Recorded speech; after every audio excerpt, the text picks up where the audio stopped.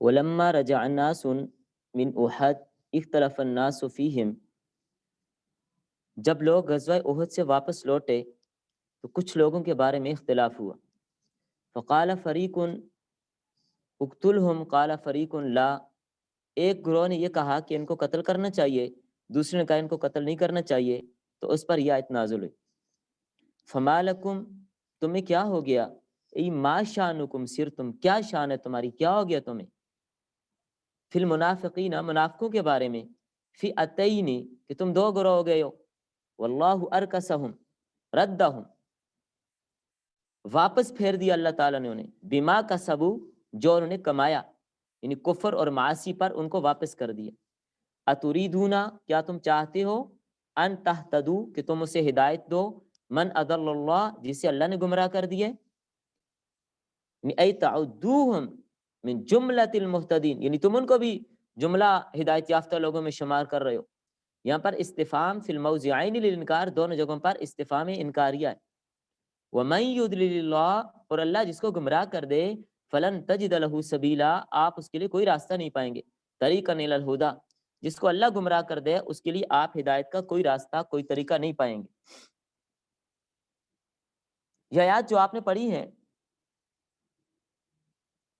بعض مفسرین یہ فرماتے ہیں کچھ لوگ نبی صلی اللہ علیہ وسلم کی خدمت میں آئے جن کی تعداد بعض روایات میں 30 ہے اور بعد میں 40 ہے، 50 تک بھی لکھا ہے. انہوں نے آ کر کہا کہ ہم مختلف قبیلوں سے تعلق رکھتے ہیں، ہمیں اسلام کے متعلق معلومات ہوئی ہیں، تو ہم نے کہا کہ خود ہم نبی صلی اللہ علیہ وسلم سے ملاقات کریں گے اور براہ راست آپ کے ساتھ مل کر ہم گفتگو کریں گے، پھر ہم دیکھیں گے. تو یہ چند لوگ نبی صلی اللہ علیہ وسلم کے پاس آئے اور آپ کے پاس رہے. نبی صلی اللہ علیہ وسلم نے ان کو ایمان کی حقیقت سمجھائی، اسلامی احکامات ان کو بتائے. صحابہ نے ان کی بڑی عزت کی، بڑی تواضع کی، خدمت کی، کیونکہ اسلام کا اصول ہے کہ مہمان کی مہمان نوازی کی جائے، اس کی عزت کی جائے. اللہ کے رسول کا فرمان بھی ہے، من کان منکم یؤمن باللہ والیوم الاخر فلیکرم ضیفہ. تو اچھا خاصے ان کے اکرام کیا، صحابہ نے بھی، نبی صلی اللہ علیہ وسلم نے بھی. انہوں نے بڑی خدمت کی، اٹھنے بیٹھنے بولنے چالنے سے معلوم ہوتا تھا کہ واقعی یہ لوگ مسلمان ہیں. چند دن بعد کہنے لگے کہ ہم تو مسلمان ہو گئے ہیں، اب ہم یہ چاہتے ہیں کہ دوسرے لوگ بھی، ہمارے بال بچے بھی، وہ بھی ہمارے ساتھ ہجرت کر کے آئیں اور وہ بھی مسلمان ہو جائیں. تو نبی صلی اللہ علیہ وسلم کے پاس مدینہ طیبہ آ جائیں گے اور آپ کی خدمت میں رہیں گے، ہمارے بیوی بچے بھی، لہذا آپ ہمیں اجازت دیں، ہم چند دنوں تک واپس آئیں گے. تاریخ بتائی کتنے دنوں بعد ہم آپ کے پاس آ جائیں گے. نبی صلی اللہ علیہ وسلم نے کہا بہت اچھی بات ہے، لے آؤ. کچھ وقت گزرا، 15 دن ہوئے، 20 ہوئے، مہینہ ہو گئے، 2 مہینے ہو گئے، وقت گزرتا گیا. نبی صلی اللہ علیہ وسلم ان لوگوں کے بارے میں منتظر تھے کہ وہ آئیں گے اور ہم ان کی خدمت کریں گے، مگر کافی وقت گزرنے کے باوجود وہ نہ آئے. تو ان کے متعلق صحابہ کرام کی 2 رائے ہو گئیں. ایک گروہ کی رائے یہ تھی کہ وہ لوگ مخلص نہیں تھے، منافق تھے، وقت گزارنے آئے تھے، چلے گئے. اگر یہ اخلاص والے ہوتے تو وعدہ پورا کرتے، واپس آتے. وعدہ پورا کرنا ایمان کا حصہ ہے. اگر بالفرض ان کو کوئی مجبوری ہے تو کم از کم اطلاع تو کر دیتے. ایک گروہ یہ ہے صحابہ کا. دوسرے گروہ نے کہا کوئی مجبوری بن گئی ہوگی، علاقہ بھی ان کا دور ہے، کسی سے کچھ لینا ہوتا ہے، کچھ دینا ہوتا ہے، چلیں وہ کر لیں گے تو آ جائیں گے. یعنی ایک گروہ نے کہا کہ وہ منافق ہیں، وقت گزارنے آئے، اور دوسرے نے کہا نہیں، شاید ویسے کوئی تاخیر ہوگی، آ جائیں گے. انسان کا مزاج ہے، اپنی رائے پر کوئی دلیل تو پیش کرتا ہے. تو دونوں فریق اپنے اپنے دلائل دیتے ہیں، کچھ کہتے ہیں نہیں جی وہ منافق ہیں، کچھ کہتے ہیں نہیں جی سچے آئیں گے. صحابہ کرام کی آپس میں بحث چل پڑی. اس پر اللہ نے قرآن کی آیتیں اتار دی. فما لکم فی المنافقین فئتین، کیا ہو گیا تمہیں منافقوں کے بارے میں، تم 2 گروہ ہو گئے ہو. اللہ نے فرمایا وہ منافق تھے، جاسوسی کے لیے آئے تھے، یہ جاسوسی کے لیے آئے تھے. واللہ ارکسہم بما کسبوا، اللہ نے ان کو الٹا پھیر دی ان کی کمائی کی وجہ سے. تم کیوں آپس میں جھگڑتے ہو، اپنے دعووں پر دلائل پیش کرنے کے پیچھے لگے ہو. کیا تم چاہتی ہو اتریدون ان تہدوا، کہ تم ان کو ہدایت دے دو، من اضل اللہ، جس کو اللہ گمراہ کر دے، وَمَن يُضْلِلِ اللَّهُ، اور جس کو اللہ گمراہ کر دے، فَلَن تَجِدَ لَهُ سَبِيلًا، آپ اس کے لیے ہرگز راستہ نہیں پائیں۔ ایک بات سمجھیں، اس بات کو لے کے نا بعض لوگوں کے ذہن میں اشکال آتا ہے، اشکال آتا ہے، یضل من یشاء ویہدی من یشاء، یہ جس کو اللہ گمراہ کر دے ہدایت کوئی نہیں دے سکتا۔ تو عام قسم کے عوامی سطح کے لوگ جب ایسی باتیں پڑھتے ہیں تو کہتے ہیں ان کا تو کوئی قصور نہیں ہے اگر کوئی مسلمان نہیں ہوتا۔ اور واقعی سچی طور پر یہ سوال ان کے ذہن میں آتا ہے کہ اللہ نے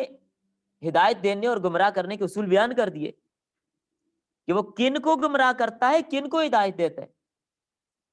اس لیے ان آیات کو لے کر اس کو بہانہ نہ بنایا جائے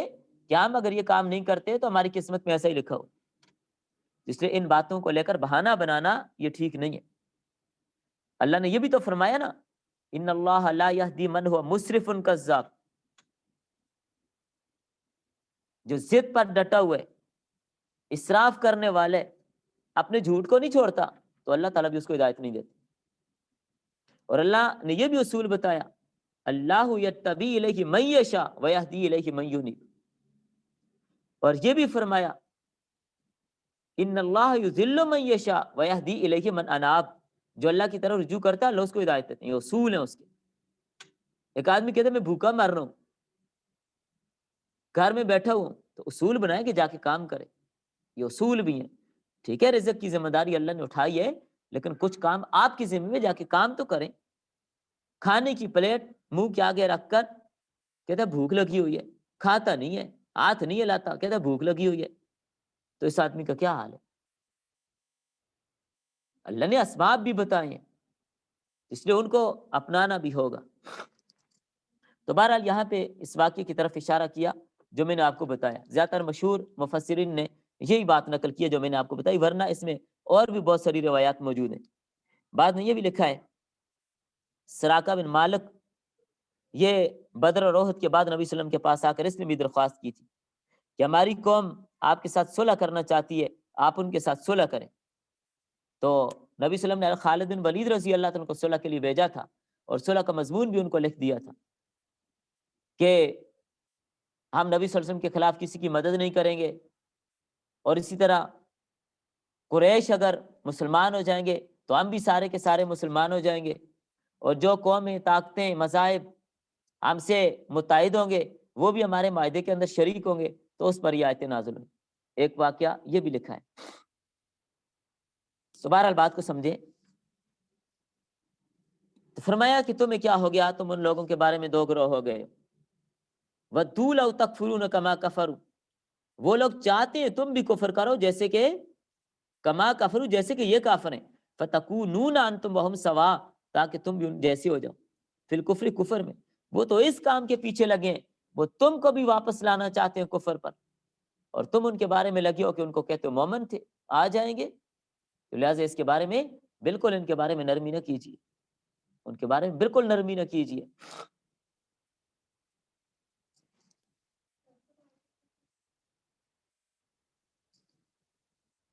89،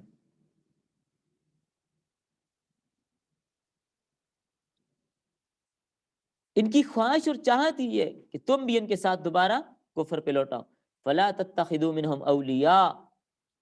فلا تتخذوا منهم اولیاء، انہیں اپنا دوست مت بناؤ۔ توالونہم وان اظہروا الایمان، اگرچہ وہ اپنے ایمان کو ظاہر کریں اور تم ان کے ساتھ دوستی کرو، اس وقت تک ان کو دوست نہ بناؤ، حتی یہاجروا فی سبیل اللہ، کہ وہ اللہ کے راستے میں ہجرت کریں، ہجرتن صحیحتن، صحیح ہجرت، تو حق کو ایمانہم، جس سے ان کا ایمان متحقق ہو سکے کہ یہ واقعی مومن ہے۔ فَإِن تَوَلَّوْا، اگر وہ روگردانی کریں، وَقَامُوا عَلَىٰ مَا هُمْ عَلَيْهِ،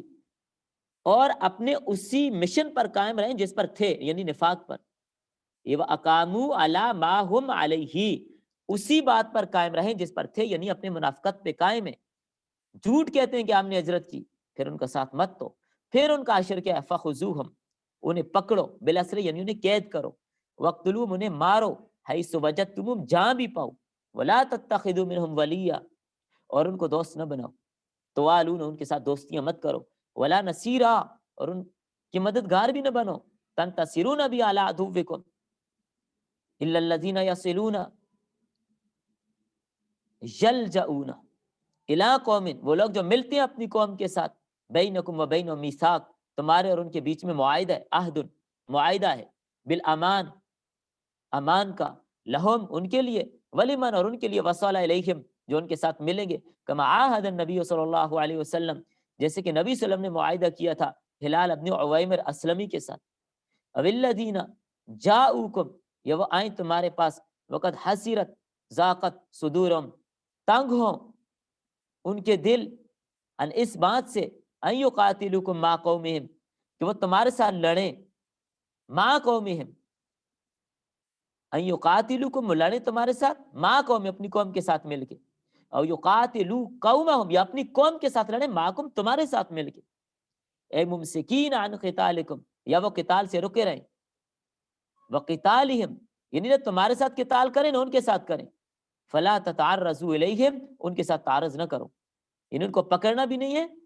بعکسن ولا قتل نہ ان کو پکڑو نہ ان کو مارو، چونکہ وہ نہ تمہارے ساتھ لڑتے ہیں اور نہ جو لوگ تمہارے ساتھ لڑتے ہیں ان کا ساتھ دیتے ہیں، وہ نیوٹرل قسم کے لوگ ہیں، لہٰذا ان کو نہ پکڑو اور نہ مارو۔ لیکن وہذا ما بعدہ منسوخ بآیت السیف، جب جہاد کا حکم آ گیا تو اس سے یہ منسوخ ہو گیا۔ وَلَوْ شَاءَ اللَّهُ تَسْلِيطَهُمْ عَلَيْكُمْ اگر اللہ چاہتا تو تمہارے اوپر ان کو مسلط کر دیتا، لَسَلَّطَهُمْ عَلَيْكُمْ تمہارے اوپر ان کو مسلط کر دیتا، بِأَنْ يُقْوِيَ قُلُوبَهُمْ کہ ان کے دل مضبوط ہو جاتے، فَلَقَاتَلُوكُمْ وَلَكِنَّهُ لَمْ يَشَاءُ فَأَلْقَىٰ فِي قُلُوبِهِمُ الرُّعْبَ لیکن وہ تمہارے ساتھ نہ لڑ سکے اس لیے کہ ان پر رعب ڈال دیا گیا، فَإِنِ اعْتَزَلُوكُمْ فَلَمْ يُقَاتِلُوكُمْ وَأَلْقَوْا عَلَيْكُمُ السَّلَامَ فَإِنِ اعْتَزَلُوكُمْ اگر وہ تم سے الگ ہو جائیں، تمہارے ساتھ نہ لڑیں، یعنی صلح کر لیں، وَأَلْقَوْا إِلَيْكُمُ السَّلَامَ تمہارے اوپر صلح کی پیشکش کریں، فَمَا جَعَلَ اللَّهُ لَكُمْ عَلَيْهِمْ سَبِيلًا طَرِيقًا بِالْعَكْسِ أَوِ الْقَتْلِ تو اللہ نے تمہارے لیے کوئی راستہ نہیں بنایا کہ تم ان کو قتل کرو یا ان کو قید کرو، جب وہ صلح کر رہے ہیں یا آپ کے ساتھ لڑتے جھگڑتے نہیں ہیں، علادگی اختیار کر لیے تو اب آپ بھی ان کے ساتھ نہ لڑیں۔ سَتَجِدُونَ آخَرِينَ يُرِيدُونَ أَن يَأْمَنُوكُمْ آپ دیکھیں گے ان قریب پائیں گے کچھ ایسے لوگوں کو، کچھ دوسرے لوگوں کو جو چاہتے ہیں أن يأمنوكم کہ وہ ایمان لائیں، یعنی بإظہار الایمان عندکم تمہارے پاس آ کر اپنے ایمان کے اظہار کریں، وَيَأْمَنُوا قَوْمَهُمْ بِالْكُفْرِ إِذَا رَجَعُوا إِلَيْهِمْ وَهُمْ أَسَدٌ وَغُطْفَانٌ کہ وہ تمہارے پاس آ کر ایمان کے اظہار کریں اور جب اپنی قوم کے پاس جائیں تو اپنے کفر پر ہی ڈٹے رہیں کہ ہم تو ان کے ساتھ ویسے ہی تھے، ہم تو مذاق کر رہے تھے۔ یہ بنو اسد اور بنو غطفان ہے۔ كُلَّمَا رُدُّوا إِلَى الْفِتْنَةِ دُعُوا إِلَى الشِّرْكِ دُعُوا إِلَى الشِّرْكِ یہ کیا کرتے ہیں؟ كُلَّمَا رُدُّوا إِلَى الْفِتْنَةِ أُرْكِسُوا فِيهَا وَقَعُوا أَشَدَّ وُقُوعٍ جب بھی لوٹایا جاتا ہے، بلایا جاتا ہے ان کو فتنے کی طرف، اس میں مبتلا ہو جاتے ہیں، وَقَعُوا أَشَدَّ وُقُوعٍ اور اس میں بڑے سخت واقع ہوتے ہیں، کفر کرنے لگ جاتے ہیں، تمہارے پاس آ کر کہتے ہیں ہم تمہارے ساتھ ہیں۔ فَإِن لَمْ يَعْتَزِلُوكُمْ اگر یہ تم سے کنارہ کشی اختیار نہ کریں، بِتَرْكِ قِتَالِكُمْ تمہارے ساتھ لڑائی نہ چھوڑیں، وَلَمْ يُلْقُوا إِلَيْكُمُ السَّلَامَ اور تمہارے ساتھ صلح بھی نہ کریں، تمہارے ساتھ صلح بھی نہ کریں، لَمْ يَكُفُّوا أَيْدِيَهُمْ عَنْكُمْ اور تمہارے اوپر سے اپنے ہاتھ بھی نہ روکیں، لڑ رہے ہیں تمہارے ساتھ، فَخُذُوهُمْ پھر ان کو پکڑو، بِالْأَسْرِ قید کرو، وَاقْتُلُوهُمْ اور ان کو قتل کرو، حَيْثُ ثَقِفْتُمُوهُمْ جہاں بھی ان کو پاؤ، وَجَدْتُمُوهُمْ جہاں بھی پاؤ، وَأُولَٰئِكُمْ جَعَلْنَا لَكُمْ عَلَيْهِمْ سُلْطَانًا مُبِينًا بُرْهَانًا بَيِّنًا ظَاهِرًا عَلَىٰ قَتْلِهِمْ وَسَبْيِهِمْ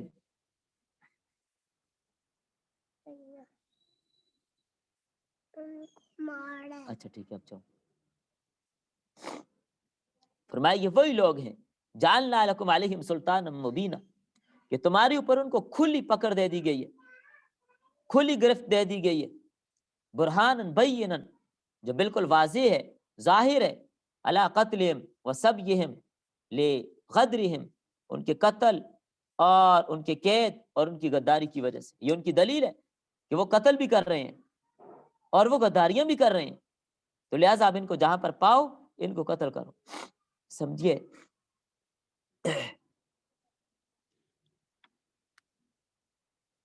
ان آیات میں یہ جو آیات آپ نے پڑھی ہیں، نبی کریم صلی اللہ علیہ وسلم نے تو سب کے حقوق متعین کیے تھے، یہاں تک کہ اللہ کے رسول صلی اللہ علیہ وسلم نے تو جانوروں کے بھی حقوق متعین کیے کہ جانوروں کے کیا کیا حقوق ہیں۔ جانوروں کے حقوق بھی اللہ کے رسول نے بتائے، ہر چیز کے حقوق اللہ کے رسول صلی اللہ علیہ وسلم نے بتائے۔ ابو داؤد میں ایک حدیث آتی ہے، آپ صلی اللہ علیہ وسلم ایک سفر میں تھے، راستے میں ایک مقام ایسا آیا کہ جہاں پر چڑیا کا گھونسلہ تھا، اس میں اس کے بچے تھے۔ تو ایک نوجوان نے وہاں سے وہ بچے پکڑ لیے، گود میں اٹھا لیے، کپڑا ڈالا، قافلے میں آ گیا، چڑیا آ کر اس کے سر پہ اڑنے لگی۔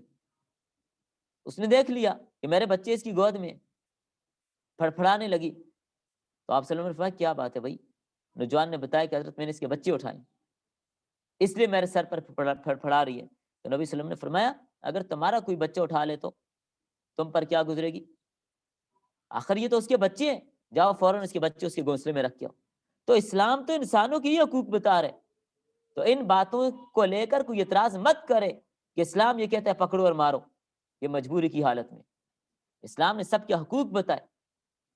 تو غیر مسلم جس طرح کی روش اختیار کریں گے تم بھی ان کے ساتھ وہ طریقہ اپناؤ۔ عرب کے دو قبیلے بنو اسد اور بنو غطفان، یہ بڑے ہوشیار اور لالچی قسم کے لوگ تھے۔ جب مسلمانوں کو ملتے تو ایسے انداز سے ملتے کہ ہم تمہارے ساتھ ہیں، حتیٰ کہ نبی صلی اللہ علیہ وسلم کو بھی ان کی باتوں پر یقین ہو گیا کہ یہ مخلص مومن ہے، اور جب اپنی قوم کے پاس جاتے کہتے ہم تو تمہارے آدمی، وہاں تو ہم ان کو دھوکہ دینے کے لیے گئے تھے۔ جب مسلمانوں کے پاس جاتے تو غیر جانبداری کا ثبوت اور یقین دلاتے، اور جب اپنی قوم کے پاس جاتے کہتے ہم تمہارے ساتھ ہیں، ہر معاملے میں تمہاری مدد کریں گے۔ ان کے بارے میں فرمایا ستجدون آخرین، عن قریب پاؤ گے تم کچھ اور لوگوں کو، قبیلہ بنو اسد اور بنو غطفان کو، جو یہ چاہتے ہیں کہ تم سے بھی امن میں رہیں، وَيَأْمَنُوا قَوْمًا، اور اپنی قوم سے بھی امن میں رہیں، کہ تم بھی انہیں کچھ نہ کہو اور اپنی قوم والے بھی ان کو کچھ نہ کہیں۔ تو جب کبھی بھی ان کو لوٹایا گیا کسی فتنے کی طرف، یعنی شرارت کی طرف، تو یہ لڑائی پہ تیار ہو جاتے ہیں، اس فتنے پہ آ جاتے ہیں۔ جب بھی مسلمانوں کے خلاف کسی لڑائی کی نوبت آئے گی تو یہ کوئی کسر نہیں چھوڑیں گے، دوڑ کر آپ کے خلاف اس لڑائی میں شامل ہوں گے۔ یہ مخلص نہیں ہے، ان سے بچ کر رہنا۔ فَإِلَّمْ يَعْتَزِلُوكُمْ، اگر یہ باز نہیں آئیں گے، تم سے کنارہ کش نہیں ہوں گے پھر، اور تمہارے اوپر سلام بھی نہیں ڈالیں گے، یعنی صلح کی کوشش پیشکش بھی نہیں کریں گے، پھر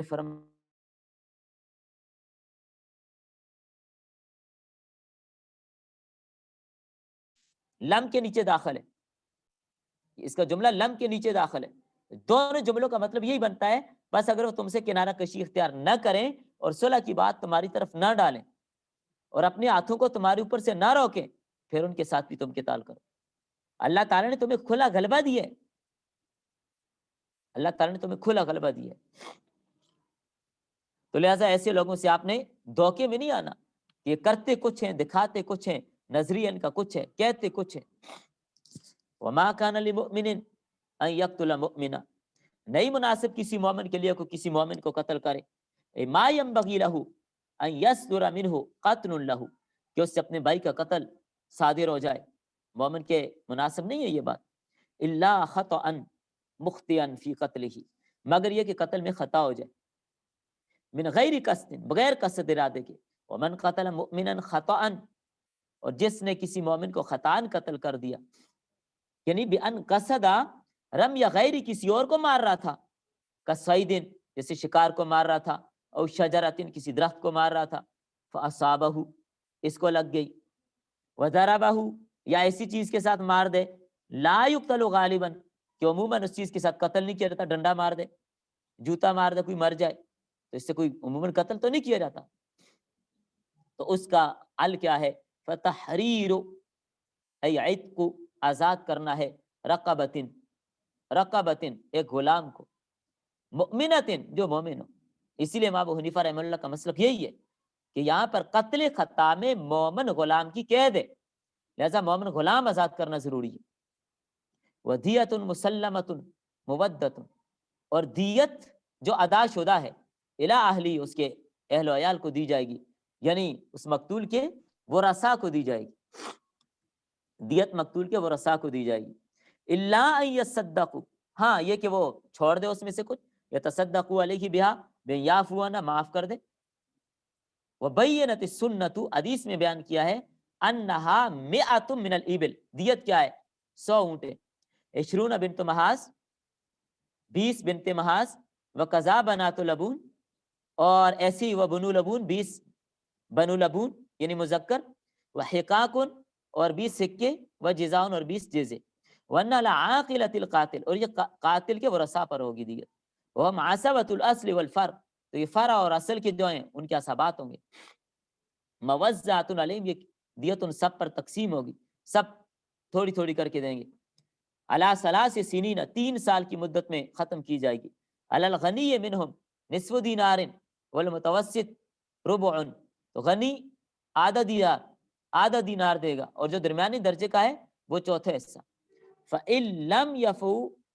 فَمِن بیت المال، اگر ان میں کسی کے پاس بھی نہیں ہے، فَإِن لَمْ يَفُوا، کوئی بھی نہیں دے سکتا، غریب ہے، پھر بیت المال دے گا.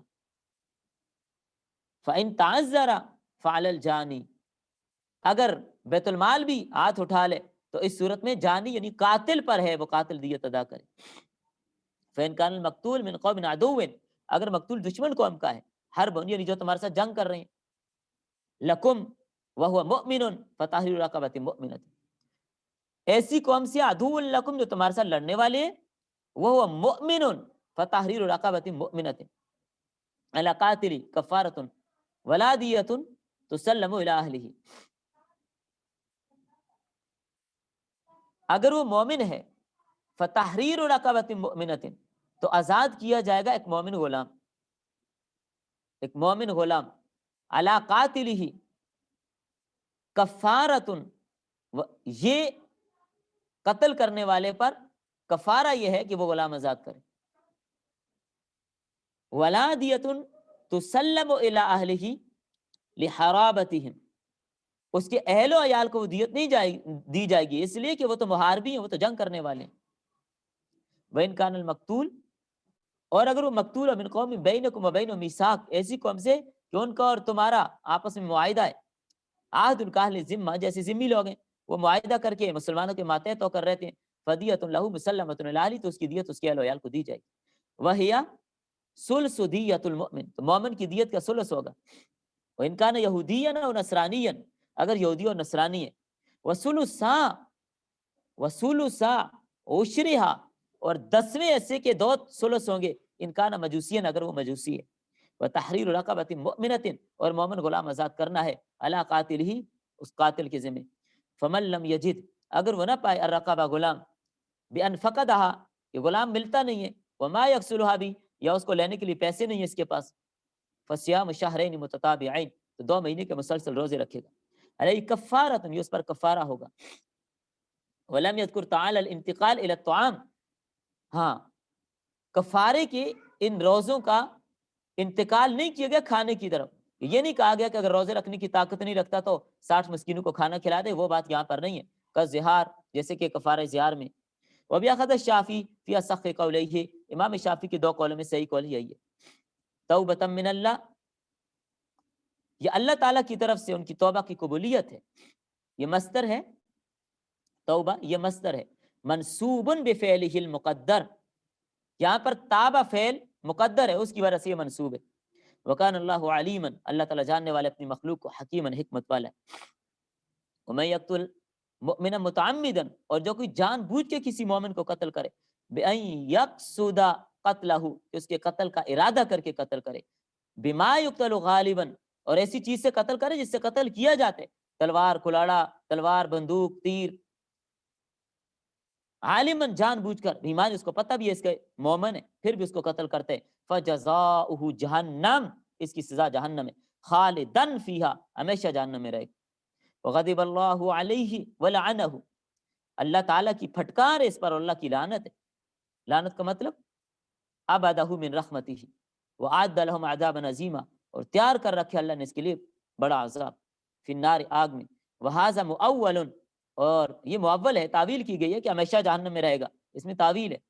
اس یا تو مقصد طویل مراد ہے کہ لمبا عرصہ جہنم میں رہے گا، کیونکہ آپ کو پتہ ہے معتزلہ ان کے نزدیک گناہ کبیرہ کا مرتکب کافر ہوتا ہے، تو وہ اس سے بھی ایک دلیل پکڑتے ہیں، اس سے بھی ایک دلیل پکڑتے ہیں۔ اب یہاں پر آپ تھوڑا اس مسئلے کو ذرا تفصیل سے آپ سمجھ لیجئے تاکہ بات آگے سمجھنی آپ کے لیے آسان ہو جائے۔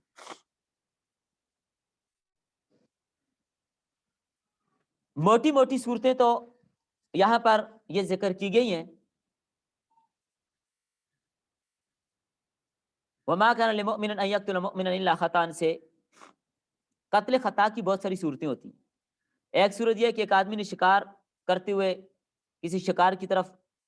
فائر کیا، وہ کسی انسان کو لگ گیا، یا ایک صورت یہ بھی ہو سکتی ہے گاڑی چلا رہے، کار ہے، بس ہے، کوئی چیز ہے، اچانک ڈرائیور سے کوئی آدمی مر گیا، یہ بھی قتل خطا ہے، ذاتی دشمنی تو نہیں ہے نا۔ تو اسی طرح فقہاء نے یہ بھی لکھا ہے کہ اگر والدہ بھاری جسم رکھنے والی ہے اور بچہ چھوٹا ہے، سویا ہوا ہے، والدہ نے پہلو بدلا، بچہ نیچے آ کے مر کے دب کر مر گیا، تو یہ بھی قتل خطا ہے، اس کی بھی دیت دینی پڑے گی ماں کو، چاہے حقیقی ماں ہی کیوں نہ ہو۔ اب قتل خطا کا حکم یہ بیان کیا، جس نے قتل کیا کسی مومن کو غلطی سے، تو اس کے بدلے میں کیا کرنا ہے اس نے، کیونکہ قتل میں اللہ کا حق بھی ہے اور وارثوں کا حق بھی ہے، اس لیے کہ مقتول کسی کا باپ ہوگا، کسی کا بیٹا ہوگا، کسی کا خامد ہوگا، کسی کا بھائی ہوگا، اس لیے قتل میں دو حق ہیں، بندوں کا بھی ہے، اللہ کا بھی ہے، اس لیے یہاں پر دو کفارے ہوں گے، اس کے دو بدلے ہوں گے، غلطی سے قتل ہو گیا تو اللہ کے حق کی تلافی کیا ہوگی، فتحریر رقبہ، مومن غلام آزاد کرے گا، مومن غلام آزاد کرے گا، اگر غلام اور لونڈی اپنے پاس ہے تو آزاد کرے، اگر اپنے پاس نہیں تو خرید کے آزاد کرے۔ اور دوسرا وارثوں کا ہے، وہ ہے دیت مسلمۃ الی اہلہ، مالی بدلہ جو مقتول کے وارثوں کو دیا جائے گا، وہ مالی بدلہ نبی صلی اللہ علیہ وسلم کے زمانے میں اور حضرات خلفائے راشدین کے زمانے میں، یعنی حضرت ابوبکر صدیق، حضرت عمر، حضرت عثمان رضی اللہ تعالیٰ عنہ کے زمانے میں اونٹوں کی شکل میں ہوتا تھا، سونے کے سکے کی صورت میں بھی ہوتا تھا، دینار اور چاندی کی صورت میں، سونے کی صورت میں دینار، چاندی کی صورت میں درہم۔ تو اونٹ ہوتے ہیں تو 100 اونٹ ایک آدمی کی دیت ہے، اور دینار ہو تو 1000 دینار، اور درہم ہو تو 10,000 درہم دیت۔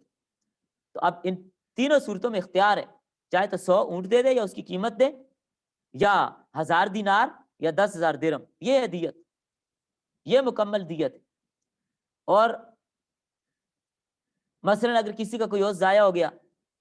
مثلا آنکھ ضائع کر دی، 50 اونٹ دیت ہوگی، ہاتھ کاٹ دیا 50 اونٹ دیت ہوگی، ٹانگ کاٹ دی 50 اونٹ دیت ہوگی۔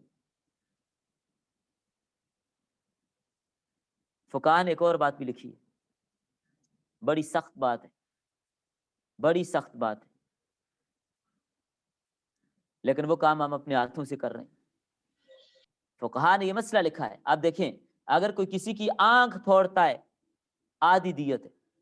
لیکن اگر کوئی کسی کی داڑھی کاٹ دیتا ہے، مونڈ دیتا ہے، اس پر پوری دیت ہوگی، 100 اونٹ دینے پڑیں گے، 100 اونٹ دینے پڑیں گے۔ یہ کوئی معمولی بات نہیں ہے، یہ داڑھی کوئی چھوٹی چیز نہیں ہے۔ تو اس لیے آج کل تو لوگ اس کی قدر ہی نہیں سمجھتے، تو جب اس کی پوری دیت جو فقہاء نے متعین کی ہے تو اس کا کوئی درجہ اور کوئی حیثیت تو ہے، اس کا کوئی درجہ اور حیثیت۔ تو بہرحال یہ دیت کی یہ 3 صورتیں ہیں، ان تینوں صورتوں میں کسی بھی طرح دیت چل سکتی ہے۔ ہاں اگر مقتول کے وارث معاف کر دیں، کیونکہ وارثوں کو معافی کا حق بھی ہوتا ہے کہ ہمارا عزیز تو دنیا سے چلا گیا، تو جان بوجھ کر تو قتل نہیں کیا تھا، غلطی سے ہو گیا، لہذا ہم اس کی دیت نہیں لینا چاہتے، تو یہ وارثوں کا حق ہے، وہ معاف کرنا چاہیں تو کر سکتے۔ اگلی بات فرمائی، اگر وہ ایسی قوم سے ہے جو تمہاری دشمن ہے لیکن وہ خود مومن ہے، آیت میں آپ نے پڑھ لیا، ایسی قوم سے ہے جو تمہاری دشمن ہے لیکن ہے خود مومن، خود مومن ہے، اب اس کے بارے میں کیا ہوگا، اس کی دیت کا مسئلہ سمجھیں۔ آپ مثال پہ یوں سمجھ لیں، امریکہ سے ایک آدمی یا کوئی اور علاقہ جو ہمارے ساتھ جنگ رکھتا ہے، دارالحرب ہے، غیر مسلم ہیں، ہندو ہیں، سکھ ہیں، کوئی بھی ہیں،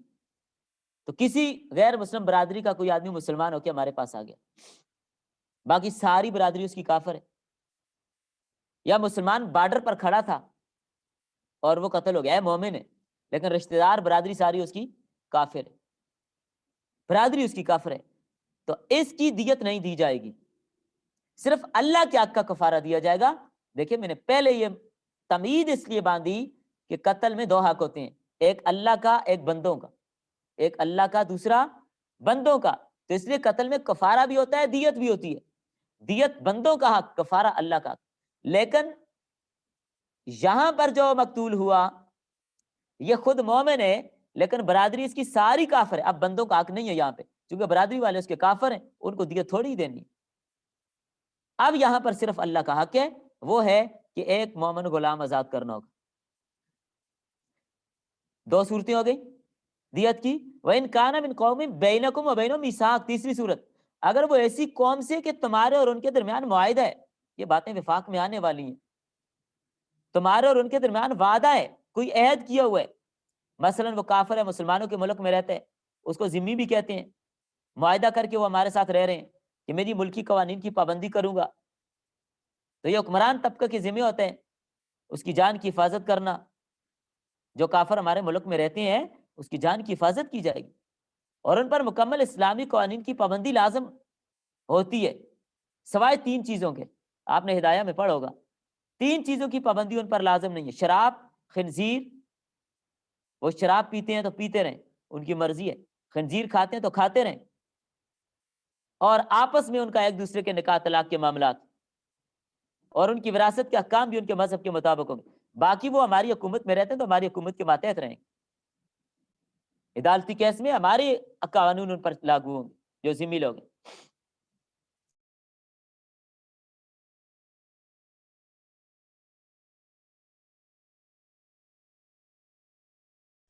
ایک بات اور اچھی طرح سے سمجھ لیجیے، کیونکہ یہ بعض باریک باتیں ہوتی ہیں، عموماً ان کی طرف توجہ نہیں جاتی، تو اس لیے یہ باتیں رہ جاتی ہیں، تو یہ باتیں ساری سیکھنے کے ساتھ تعلق رکھتی ہیں، ان کو سمجھیے آپ۔ اگر کوئی ذمہ ہمارے ملک میں رہتے ہیں، اگر وہ اپنی ماں سے، اپنی بہن سے، اپنی بیٹی کے ساتھ نکاح کو جائز سمجھتے ہیں، تو اسلام ان کو اجازت نہیں دے گا کہ وہ ہمارے ملک میں ایسا کریں، یا اگر وہ کہیں گے ہمارے لیے سود حلال ہے تو ہم تسلیم نہیں کریں گے، اگر وہ کسی کو قتل کریں تو ان پر باقاعدہ وہی یاد جاری ہوگی جو مسلمان پر جاری ہوتی ہے، اور اگر وہ زنا کریں گے ان پر وہی یاد جاری ہوگی جو مسلمان پر ہوتی ہے۔ فرمایا اگر وہ مقتول ذمی قوم کا ہے اور مسلمان ملک میں رہتا ہے،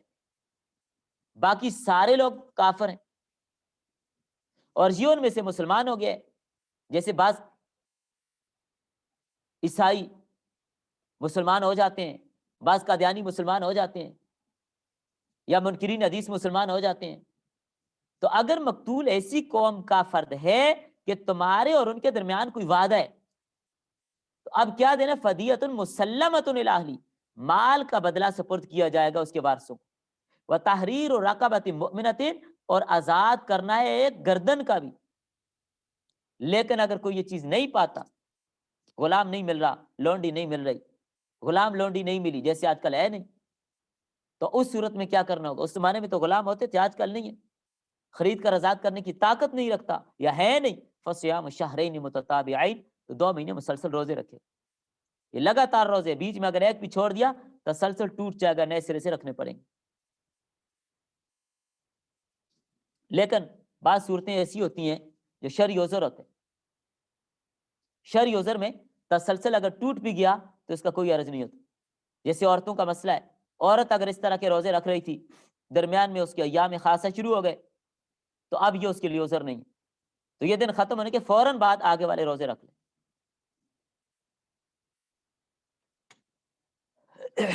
بس اللہ تعالیٰ کی قدرت کا ایک نظام ہے،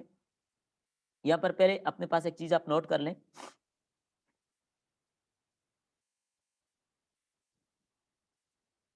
یہ یہاں پر جو یہ فرمایا، جو شخص قتل کرے کسی مومن کو جان بوجھ کر، فجزاؤہ، پس اس کا بدلہ جہنم ہے، خالداً فیہا، ہمیشہ دوزخ میں رہے گا۔ یہ شرع عقائد کا سوال بھی ہے اور تفسیر میں بھی آ سکتے ہیں، حدیث میں بھی کہیں پر یہ سوال آ سکتے ہیں، اس سوال کو ذرا آپ اچھی طرح سمجھیں۔ جو جان بوجھ کر دیدہ دانستہ مومن کو قتل کرتا ہے، فرمایا اس کا بدلہ کیا ہے؟ جہنم، ہمیشہ جہنم میں رہے گا۔ اور اللہ تعالیٰ کو اس پر غضب بھی ہوگا، اللہ تعالیٰ کی اس پر لعنت بھی ہوگی، اس کے لیے عذاب عظیم بھی. کتنی باتیں فرمائیں، کتنی باتیں فرمائیں، کتنی سخت سزا ہے. جس طرح حقوق اللہ میں شرک سب سے بڑا گناہ ہے، بڑے گناہوں میں سب سے بڑا گناہ ہے. تو نبی صلی اللہ علیہ وسلم سے سوال کیا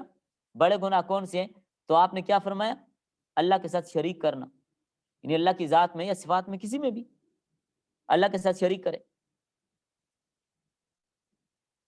اور شرک کی تو کسی صورت میں اجازت ہے نہیں.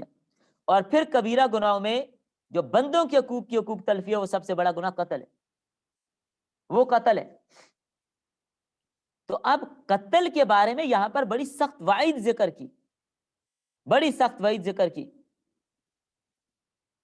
کہ جو آدمی کسی کو جان بوجھ کے قتل کرے گا اس کی سزا جہنم ہے اور وہ ہمیشہ جہنم میں رہے گا. تو اسی بات کو لے کر معتزلہ کا مسلک مذہب آپ کو معلوم ہے کہ وہ کیا کہتے ہیں کہ کبیرہ کا مرتکب مسلمان نہیں رہتا، اسی بات کو لیتے ہیں وہ. لیکن یاد رکھیں یہاں پر اس سے مراد یہ ہے کہ جو آدمی کسی کو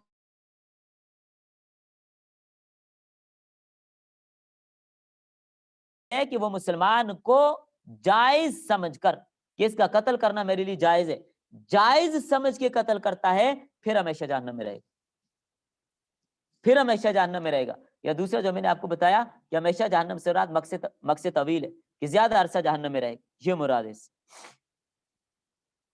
ورنہ اللہ تعالیٰ نے تو یہ بھی فرمایا نا، ان اللہ لا یغفر ان یشرک بہ ویغفر ما دون ذلک لمن یشاء. مشرک کے علاوہ اللہ جس کو چاہے معاف کر دے، لیکن شرک کرنے والے کو اللہ معاف نہیں کرے گا، شرک کرنے والے کو اللہ تعالیٰ معاف نہیں کرے گا. یہ صاحب جلالین نے خود بھی اس کی طرف اشارہ کیا، یہ عبارت آپ پڑھیے. فرماتے ہیں یہ معول ہے، یستحلہ او بان ھذا جزاؤہ ان جوزیا، کہ اس نے مومن کے قتل کو حلال اور جائز سمجھ کے قتل کیا، پھر اس کی جزا یہ ہے کہ وہ ہمیشہ جہنم میں رہے گا، وہ ہمیشہ جہنم میں رہے گا. ورنہ اللہ تعالیٰ کا یہ فرمان بھی ہے لقوله تعالی ویغفر ما دون ذلک لمن یشاء، اللہ جس کو چاہے معاف کر دے. وعن ابن عباس رضی اللہ تعالیٰ عنہ انہا لا ظاہرها وانہا ناسخۃ لغیرها، فرماتے ہیں کہ یہ ظاہر پر ہے اور اس کے علاوہ جو دلائل ہیں وہ سارے منسوخ ہیں. جو مغفرت کی آیتیں ہیں وہ منسوخ ہیں، یعنی وہ کہتے ہیں یہ ظاہر ہے کہ ہمیشہ ہی جہنم میں رہے گا، لیکن بات یہی ہے کہ یہ معول ہے. وبینت آیت البقرۃ ان قاتل العمد یقتل به، اور سورہ بقرہ کی آیت بھی اس بات پر دلالت کرتی ہے کہ جو آدمی جان بوجھ کر کسی کو قتل کرتا ہے اس کو قتل کیا جائے گا. وان علیہ دیہ، اور اس پر دیت بھی ہوگی. ان عفی عنہ وسبق قدرها وبینت السنہ، اگر وہ اس کو معاف کر دیا جائے یا پہلے جس کا تذکرہ کر دیا گیا ہے اور سنت سے یہ بات بیان کی گئی ہے کہ ان بین العمد والخطاء قتلا یسمى شبہ العمد، ان دونوں کے درمیان ایک شبہ عمد کی صورت بھی ہے. وہ یقتلہ بما لا یقتل غالبا، وہ شبہ عمد وہ ہوتا ہے کہ عموماً اس چیز کے ساتھ قتل نہیں کیا جاتا. فلا قصاص فیہ، اس میں بھی قصاص نہیں ہوتا بلکہ اس میں دیت ہوتی ہے، جیسے قتل عمد میں کل عمدی فی صفت، جو صفت عمد ہے، یعنی ہے عمد نہیں ہے لیکن ایک صفت کے اعتبار سے وہ عمد ہے، لیکن جس چیز سے قتل کیا اس چیز سے عموماً قتل کیا نہیں جاتا. اور ایک اعتبار سے وہ خطا بھی ہے، پھر تاجیل، تاخیر کی وجہ سے. والحمل علی العاقلۃ، اور سارا بوجھ اس کے ورثاء پر ہوگا. وہو والعمد اولی بالکفارۃ من الخطاء، قتل عمد میں جو کفارہ دینا ہے وہ اولا ہے قتل خطا کی بنسبت. لما مر نفر من الصحابہ رضی اللہ تعالیٰ عنہ، یہ آگے اگلی آیت کا شان نزول بتا رہے ہیں. اس سے پہلے آپ یہاں پر قتل کی اقسام جلدی جلدی نوٹ کریں.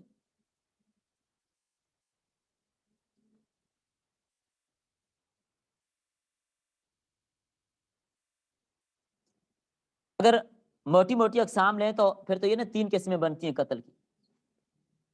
قتل کی 3 قسمیں بنتی ہیں. تھوڑا سا اس کو کھولیں تو 5 بن جاتی ہیں، تو آپ پانچوں کی پانچوں لکھ لیں. قتل عمد، شبہ عمد، قتل خطا، قائم مقائم خطا، اور قتل سببی، یعنی کسی سبب سے قتل ہو گیا. قتل عمد کیا ہے؟ جان بوجھ کر کسی ہتھیار کے ساتھ جس کے ساتھ عموماً مارا جاتا ہے، قتل کیا جاتا ہے، اس کے ساتھ قتل کرتے ہیں، تو یہ قتل عمد ہے۔ اور شبہ عمد ہتھیار کے علاوہ کسی چیز سے قتل کیا، جوتا مارا، پتھر مارا، ڈنڈا مارا، اس سے مر گیا، یہ شبہ عمد ہے۔ ایک اعتبار سے عمد ہے، ایک اعتبار سے عمد نہیں ہے۔ اس اعتبار سے تو عمد ہے کہ جان بوجھ کے کیا، جیسے صاحب جلالین نے بھی یہاں پر آپ کو کہا کہ ایک اعتبار سے یہ عمد ہے ایک صفت میں، اور ایک میں خطا ہے کہ جس چیز سے مارا ہے وہ چیز عموماً مارنے کے لیے استعمال نہیں ہوتی، اس سے عموماً کوئی قتل ہوتا نہیں ہے، انسان اس چیز سے مرتا نہیں ہے۔ اور قتل خطا کی دو صورتیں ہیں، ایک خطا قصدن ہے، دوسرا فعل ہے۔ میں کسی جانور یا مسلمان کو غیر مسلم سمجھ کے مار ڈالا،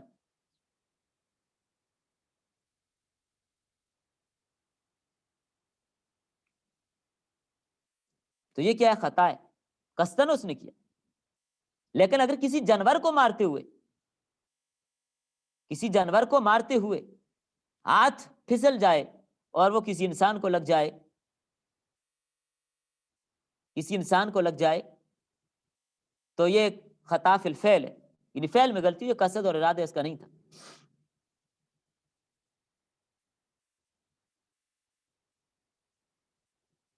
اور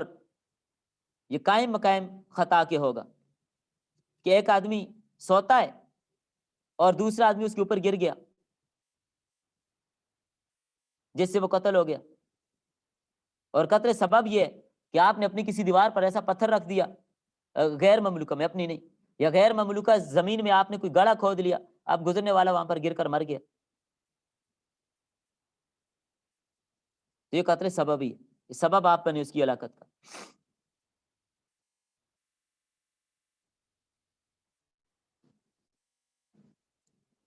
اگلی آیت کا شان نزول بتا رہے ہیں، لما مر نفر من الصحابہ رضی اللہ تعالیٰ عنہم برجل من بنی سلیم، نبی صلی اللہ علیہ وسلم کے صحابہ بنو سلیم کے ایک آدمی کے پاس سے گزرے، صحابہ کرام کا لشکر جا رہا تھا جہاد کے لیے، وہ یسوق غنما، یہ آدمی بکریاں چرا رہا تھا، فسلم علیہم، اس نے ان کو سلام کیا، فقالوا ما سلم علینا، صحابہ نے کہا انہوں نے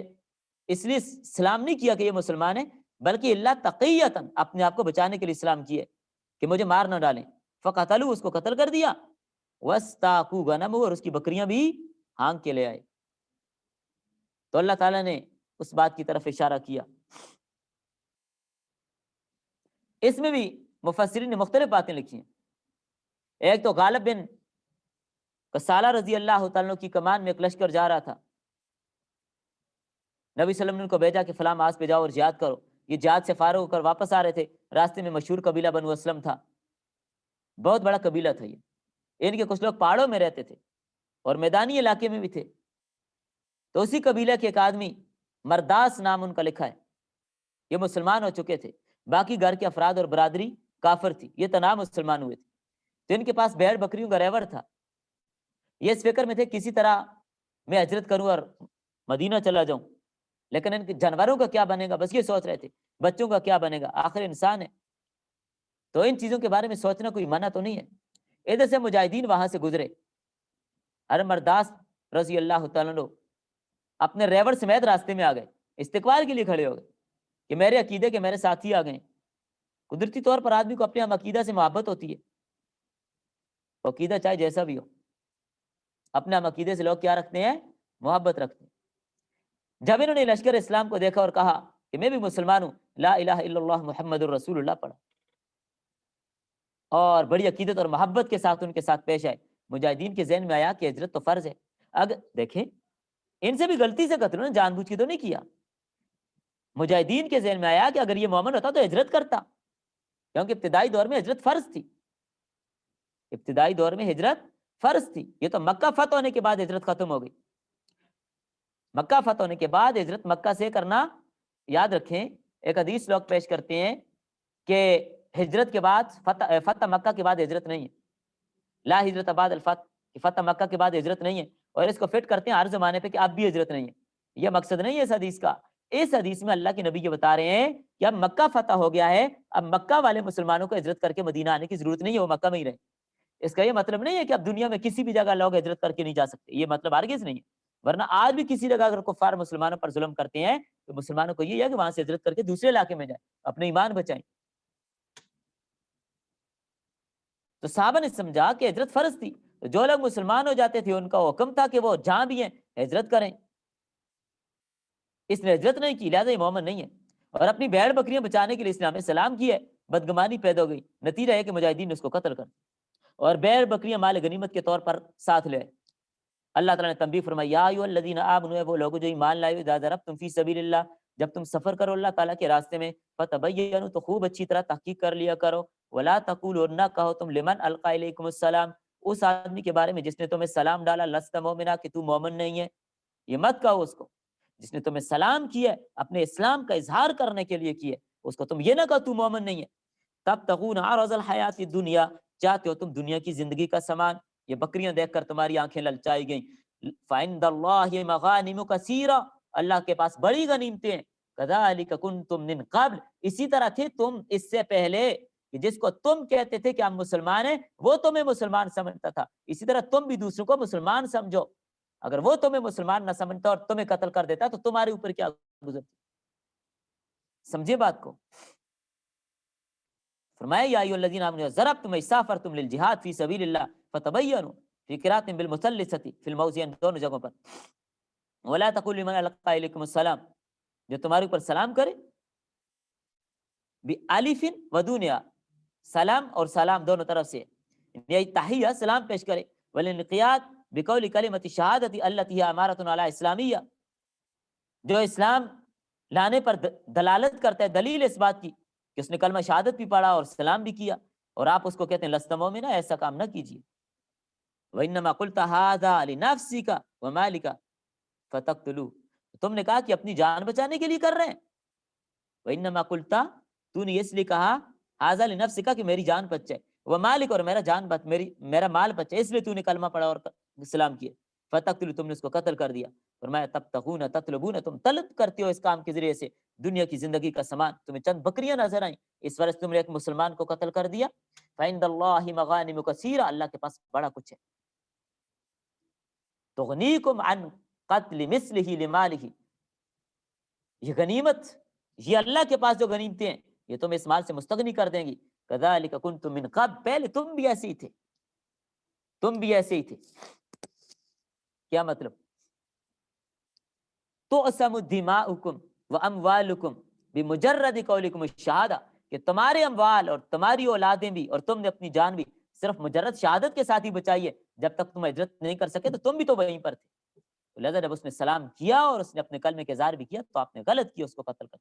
فمن اللہ علیکم، اللہ نے تمہارے اوپر احسان کیا، کیا احسان؟ بالاشتہار بالایمان والاستقامت، کہ اللہ نے تمہاری ایمان کو شہرت دی اور تمہیں ایمان پہ استقامت دی ہے۔ فتبینوا، پس اچھی طرح تصدیق کر لیا کرو، ان تقتلوا مؤمنا، کہیں تو مومن کو قتل نہ کر دو، وفعلوا بالداخل فی الاسلام کما فعل بکم، وفعلوا بالداخل فی الاسلام کما فعل بکم، کہ وہ اسلام کے اندر داخل ہے اور اسلام کے اندر جو آدمی داخل ہے اس کے ساتھ تم یہ حرکت کر رہے ہو۔ ان اللہ کان بما تعملون خبیرا، بے شک اللہ تعالیٰ جو تم عمل کرتے ہو اس سے خبردار ہے۔ فیجازیکم بھی، وہ تمہیں بدلہ دے گا، وہ تمہیں بدلہ دے گا، لہذا تم نے یہ بات ٹھیک نہیں کی۔ لا یستوی القاعدون، لا یستوی، برابر نہیں ہو سکتے، القاعدون، گھروں میں بیٹھنے والے، من المؤمنین، ایمان والے، عن الجہاد، جو جہاد پہ نہیں جاتے گھروں میں بیٹھے، غیر اولی الضرر، بغیر کسی مجبوری کے، بالرفع صفت، اگر اس کو رفع کے ساتھ پڑھیں تو صفت کی وجہ سے رفع ہے، اور استثناء کی وجہ سے اس پر نصب آ گیا ہے۔ من ضمانت او امن، کوئی آدمی لنگڑا ہے، اپاہج ہے یا اندھا ہے، ورنہ بھی اس طرح کوئی اس کو عذر ہے۔ والمجاہدون فی سبیل اللہ، اور جو اللہ کے راستے میں جہاد کرتے ہیں، باموالہم وانفسہم، اپنے مالوں اور اپنی جانوں سے، فضل اللہ المجاہدین باموالہم وانفسہم علی القاعدین، اللہ نے فضیلت دی ہے مجاہدین کو ان کے مالوں اور ان کی جانوں کے ساتھ بیٹھنے والوں پر، لزراری، کیونکہ ان کو عذر ہے اس وجہ سے بیٹھے ہیں، لیکن مجاہدین کو زیادہ فضیلت ہے کہ وہ اللہ کے راستے میں لڑ رہے ہیں۔ درجۃ، ان کا درجہ زیادہ ہے، فضیلۃ للاستوائہما فی النیت، چونکہ نیت میں وہ اس فضیلت میں برابر ہیں کہ نیت ان کی بھی ہے جہاد کی، لیکن وہ بیچارے جا نہیں سکتے۔ وہ زیادت المجاہدی بالمباشرت، اور مجاہد کا درجہ اس لیے زیادہ ہے کہ وہ عملی طور پر جہاد کر رہے ہیں۔ وکل من الفریقین، دونوں طبقے، دونوں جماعتیں، وعد اللہ الحسنى، دونوں کے ساتھ اللہ کا وعدہ اچھائی کا، وہ کیا؟ الجنہ۔ وفضل المجاہدین علی القاعدین، اور اللہ نے فضیلت بخشی ہے مجاہدین کو بیٹھنے والوں پر، لغیر ضرر، کسی بغیر عذر کے، اجر عظیما، بڑے اجر کے ساتھ. وَيُبْدَلُ مِنْهُ، یہ جو اجرن ہے یہ اس سے بدل ہے، درجات منہ، منازل بعضها فوق بعض، ان کے درجات ایک دوسرے سے بلند ہوں گے، من الکرامت، شرف اور کرامت کے اعتبار سے، ومغفرۃ ورحمہ، اللہ کی طرف سے بخشش اور رحمت ہوگی، منصوبان بفعلہم المقدر، وکان اللہ غفورا، اور اللہ تعالیٰ بخشنے والا ہے، لأولیائہ، ان کے اولیاء کو، وکان اللہ غفورا، اللہ تعالیٰ بخشنے والا ہے، لأولیائی، اولیاء کو، یعنی اپنے دوستوں کو، رحیمہ، اور مہربان ہے، رحم کرنے والا ہے، بأہل طاعتہ، طاعت گزار لوگوں کو. دیکھیں جو آدمی معذور ہو، معذور آدمی کو شرعی طور پر اس بات کی اجازت ہوتی ہے کہ وہ سفر میں نہیں جاتا، نہ جا سکے،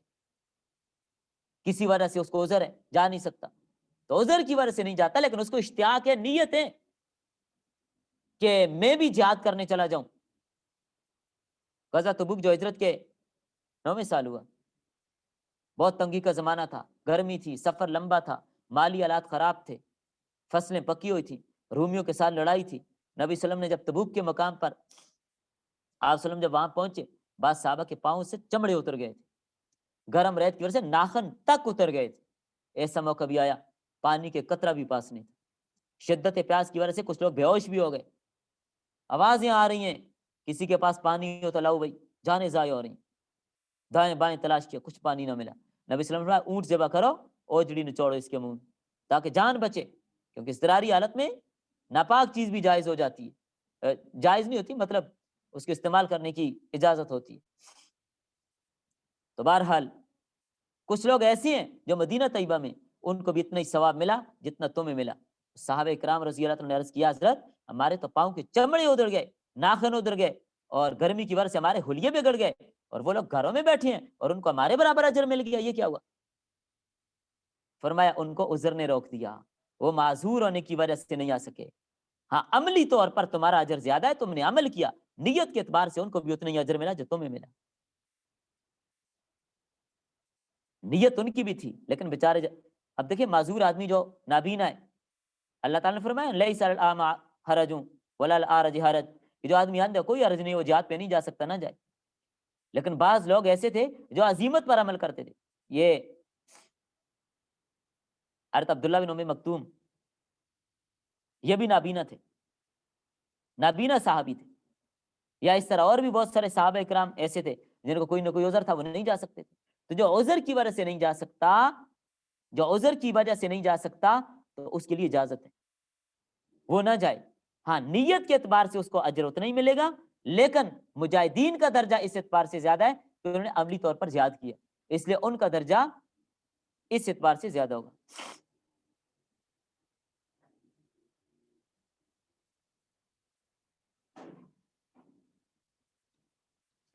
پڑھ لیتے ہیں تھوڑا سا اور، پڑھ لیں آگے یا بس کر دیں؟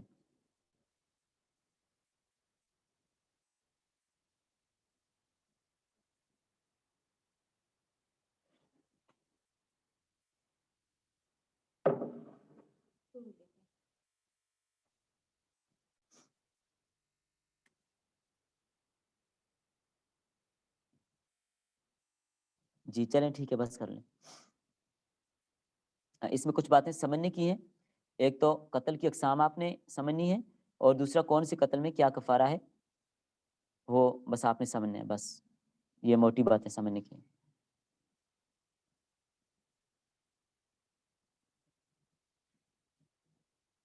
ٹھیک ہے بند کر لیں کلاس.